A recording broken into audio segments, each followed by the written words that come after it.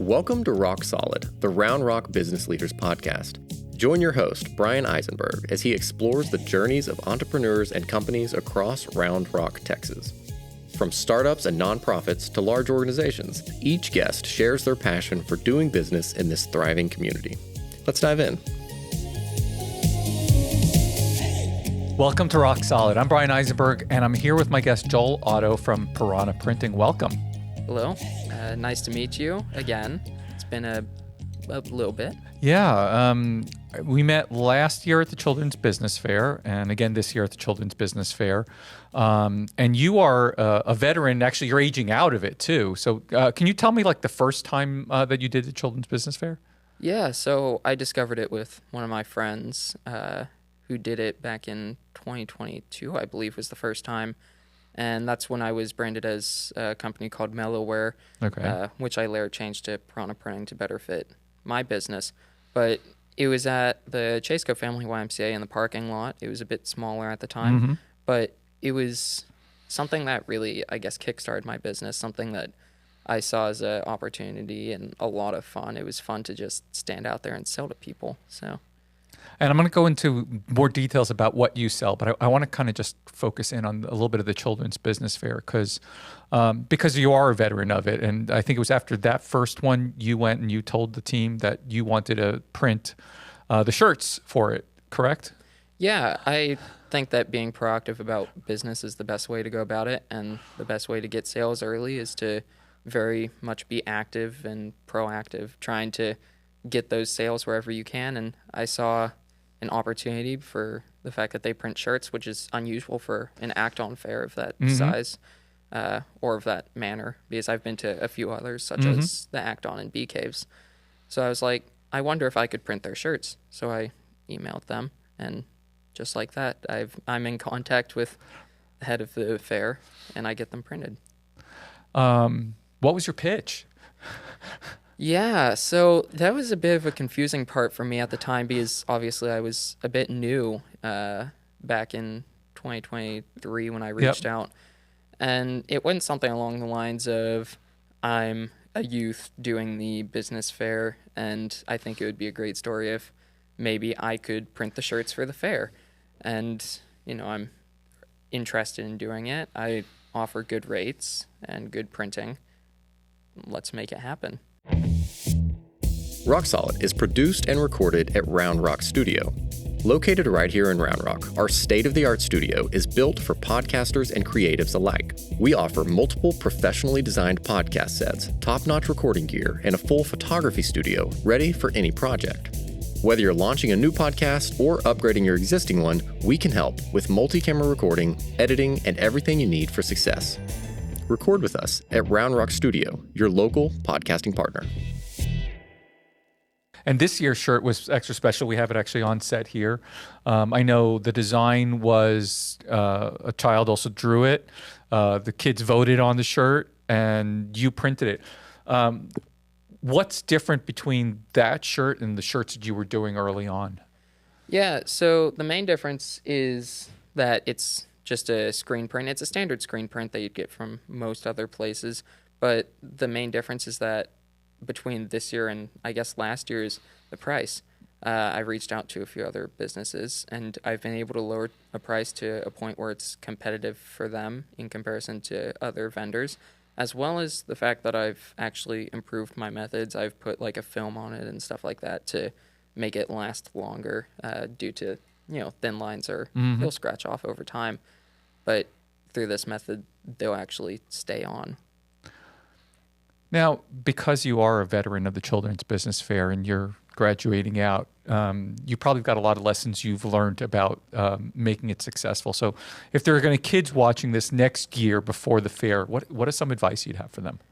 Be consistent. The best way to grow a business is to keep it mostly the same, if not expand it to something more interesting, but still similar topics. That's actually one of the things I notice. A kid will go to the business fair, has something really good, and then they might change it the next year. It might be better or it might be worse, but the best way to keep it good is to keep it consistent. That allows people to remember you, allows you to get sales. And also, cash is fuel for a business. I was telling you about this before the podcast. the money that you get, if you reinvest into the business will grow. Yeah, and you do a lot more than just the children's business fair. You've actually got a full line of printing, promotional products, and a bunch of other things. Tell us a little bit about what you're doing on a day-to-day basis, besides school, obviously. Yeah, so besides the chaos that is senior year of high school and junior year of high school, I mainly go home and I work on my website. I improve the interface. I'm trying to structure it for mobile right now, and trying to expand product catalog. A lot of my time is spent adding new products because there's just so much that I can offer due to my business model being a network of printing facilities and also printing in-house. I have my own white label brand of products called Piranha Originals, and I have my in-house brand, which is called Expressibles. How did you come up with the name Piranha Printing? Yeah, so AI was really good about a few years ago, and I was like, I need to change my business because, as I said, it used to be Mellowware. And as I was learning about marketing and SEO, search engine optimization, I'm like, Mellowware, if somebody were to search printing, that would not show up. So I need something that's something printing. And I was like, I really want to be an animal of sorts. And I was just browsing through an animals list, searching on ChatGPT, things like that. And eventually I found piranhas, and I was like, Piranha Printing, it's alliterative. It works for SEO really well, really great for branding. You can create a bunch of logos off of it. And also lives in the ocean filled with water. Blue ocean strategy. Yeah, ocean of possibilities. You know, there's a bunch of branding that can come from it. So I was able to kind of make that work.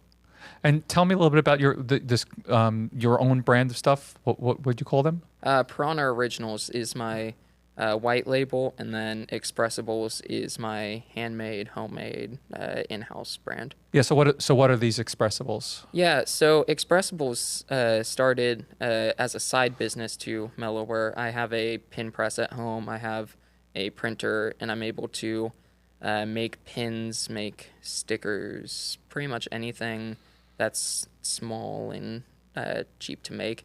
And I make it at home and ship it out. Those would be smaller quantity items as well, since obviously school is a big time thing, and pins are made one by one at my house. Okay. And what does your typical customer look like today? Typically, it's major events, educational organizations. I've worked with, obviously, Esteem Academy with their business fair. I'm in the talks with a large music festival right now. Not sure if I'm allowed to say which one, so I won't. That's fine. But I'm in talks with a few festivals, a few major events, and also educational industries such as universities and schools. Do you have any small businesses that are reaching out to you as well for their needs? Not really right now. I'm in the talks with them. I do a lot of networking, as you saw at the fair probably. I was handing out business cards to every customer that walked by, 10% off, things like that. And that allows me to get my email out there to be able to contact with them. In terms of smaller businesses, I'd say Scouting, it's a huge organization, but in it they have smaller units called troops and crews. I work a lot with the scouts so that they can produce what they call Class Bs. It's their activity shirts for their units. Awesome. So. And you also said you're doing more than just the printing. And I mean, I noticed on your website, obviously, you're doing, the tablecloths, you're doing, I saw wine cup glasses that you make, all kinds of stuff. What other things are you doing to kind of supplement that business and your offering right now? Because you said you also do your own design work too. Yeah. So besides just printing on shirts, I also do embroidery on hats, sublimation on mugs, a bunch of different printing methods that allow me to extend a range of products. But in addition, I also do social media work. I do website design for people. I do commission art, a lot of those things, which all kind of fuel back into my business. By designing something, they might come back to me and ask me to print their design on something like a sticker. Or if I do website design, that might launch their small business, which might need a logo, which I can commission art for, and also print shirts for. So it all kind of feeds back into my business. Built a little ecosystem there. Yes. And why do you feel that as an entrepreneur, you're competitive with some more of these other shops that are out there that are offering, like shirts like this, for example? Yeah, one of the main reasons is I am a solo entrepreneur running a sole proprietorship, which is run by one person. I'm not a large corporation, but I do intend to grow. The main thing that separates me is that I care about my customers to a very deep level. I am in pretty much constant contact with them. I was actually on a vacation in Europe, and I was still working with Esteem, trying to email them at 2 a.m. their time, noon my time. And it's very contact. Like I said, I care, and reputation is very big. If somebody has a bad experience with me or a bad experience with my business, then that takes a hit on me personally as well as on the business. They might not work with me in the future. So a large part is being proactive and trying to help people. So you're graduating in a few days. This podcast will already been out and you've already graduated. You're talking about college and beyond that. What do you see over the next few years as you go to college with the business and how to keep growing this? Yeah, so obviously college is a decent bit of effort, but luckily for me, my business is a very laid back, low effort business model because a lot of it is using APIs that allow me to receive an order and process the order without me logging in to process it. Okay. So it's a very laid back thing, and I don't have to be super active trying to solve business problems on the spot, which I do check my email rather frequently, and my average response time ranges from a few hours to maybe 2 days. So it allows me time to work on school while not taking away from my business. I kind of want to rewind back, and I'm really curious how you decided that this was the business that you were going to get into. You were going to tap into these APIs. You're going to do all of this custom work. How did that get inspired? Yeah, so that's a great question. In 2020, you have the virus, birth of new hobbies. I picked up a few different ones, including web design. I started out on a large web designer called Wix, and I made a little quiz website for my teachers. I was like, I love my teachers, so I'm gonna make something for them to enjoy their time. They probably got annoyed with it after a few weeks of me sending it almost daily, but it allowed me to become very technologically literate, probably more than most people in my family at this point. And I really wanted to start a business. I got back to school in 2021, and I was like, I have a little sticker design. And I went to one of my teachers who was using a large sticker manufacturer to print stickers. And I was like, can you print me some stickers? And he's like, yeah, sure. So I get the stickers, and I start selling them for $1 at school. And I was like, this is really fun. That teacher left. Where am I going to get my product from now? And I decided I'm just going to make it myself. So I go onto a website, and I order my own stickers. I also make a shirt. This shirt is very core to my business, personal to me. And it cost roughly $40-ish at the time. Okay. And it was just a basic shirt. And I was like, wow, this is really expensive. I want to make my own shirt. So I made my own shirt for $10. And through all of this, like, wow, this is really expensive. I want to make my own. Wow, this is really expensive. I want to make my own. I created a catalog of products that I was able to offer to other people. And in my opinion, if something's bad, you should do something about it. So I saw something that was bad, and I did something about it. I always like to say, where there's friction, there's opportunity. You found some friction, and you took advantage of it. Did you have the support of your parents, or were you kind of just navigating this all on your own? I did it in secret from my parents for about 2 years. Even better. Okay. Yeah, 2021 and 2022, my parents didn't really know about it, any of the endeavors I had going on at school.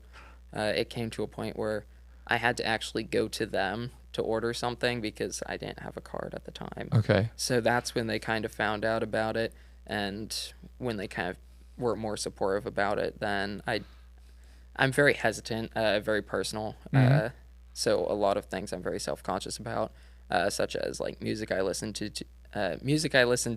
shows I watch, things like that. So expanding that to my parents and them being happy with it was a great thing for me. What was their initial reaction when they learned you've been making all this money on the side? It was just kind of like, okay. It wasn't, I wouldn't describe it as like raw excitement, like, wow, you really want to do this or something like that. It was like, cool, this is your thing, go for it. And I went for it. Just like every entrepreneur, we all make mistakes. We wouldn't have enough time for me to sit with you and tell you all the mistakes I've made in my entrepreneurial life. But what's one mistake that you've experienced that if you could tell the entrepreneurs, hey, watch out for this, what would be that biggest mistake? Mainly protecting myself. While working with different companies, I didn't realize that people actually cancel things. And in the event that you don't have a policy or something to protect yourself, you're going to be financially liable for that. So the main thing for me was trying to find a way to protect myself. This came rather recently when I was making shirts for a group of people, and they ended up canceling, and I ended up losing not a significant amount of money. It was like $20-$30, but it was enough for me to realize That doesn't feel good. I don't like this. Yeah. So I'm finding ways to protect myself. Like I was talking to you earlier, I was like, I wonder if I should print out a non-defamation contract, be like, because I want to protect myself and my company. So yeah. And obviously I trust you, so I didn't do that. But I appreciate that. but yeah. What's the big vision for the company over the next, let's say, past graduation of college? Yeah, so I'm hoping to expand my ability to make products on my own without having to rely on a printing network of other companies. I have about 40 or 50 companies I'm partnered with right now, and I'm hoping to make a lot of it in-house. One of the things I've been looking at recently, which won't happen for a while probably, but is a brick-and-mortar store, a store that people can walk into, request something printed and print it, as well as me sell supplies for people to start their own businesses or just crafts in general. Yeah, there's a couple of shops that are currently doing that here in town. How would you see yourself differentiating from those other shops? It's a question that I haven't really thought about too much. One of the main things for me is establishing a location office that isn't my house. So whether that's a brick or mortar store or just a rented out facility that I can just operate in, is mainly separating a work and personal home balance, as well as just stuff like that. How it would differentiate me mainly is a lot of the stores that do that around here right now. They have a brick and mortar store. I'm gonna name like Office Depot, things like that. They sell a bunch of office supplies and stuff like that. What I want to do is sell the actual supplies for people to print their own things or make their own things, while also providing that print service on the side. So if you can give yourself a 60-second commercial to somebody listening on the podcast who may be looking for someone who can help them with their identity and shirts and pins and all that, what are you telling them? Yeah. So if I were to give 60 seconds, it's something I'd have to think about because it takes me a while to plan things. Mainly what I'd want to say is something along the lines of, you want to express yourself, you want to create your own things. I can help you with that, and let's work together, try to establish a relationship, and let's make something incredible. And even though it's not 60 seconds, one of the things I've learned over time is short and sweet, and then people will ask questions later, and that allows you to really fine tune what they want, not necessarily you are the main point of every conversation, because it's not you, it's them. So I imagine as a young entrepreneur, sometimes your youth kind of might present an obstacle for some buyers. What do you tell them when they look at you and say, "Oh, you're just a young kid"? yeah, so I don't discuss my age with anyone. Okay. It is all very secret. Most of the time, I don't even use my real name. I just go under the alias Piranha Printing, something like that. And I keep my information very limited. Most of the time, the people that know that I'm a youth is the people that have seen me at a fair or at an event that I go to. So the fact of age won't come up until a long way down the line, in which I look at the past emails, look at the professionability of it, look at my business model as a whole, and you make the determination. Because at the end of June, I'm not going to be a youth anymore. I'm an adult. So it allows me to do more. Yeah, and I think the results speak for themselves. The quality of the stuff you're putting out, the satisfaction, the repeat orders, that is what a good brand stands for.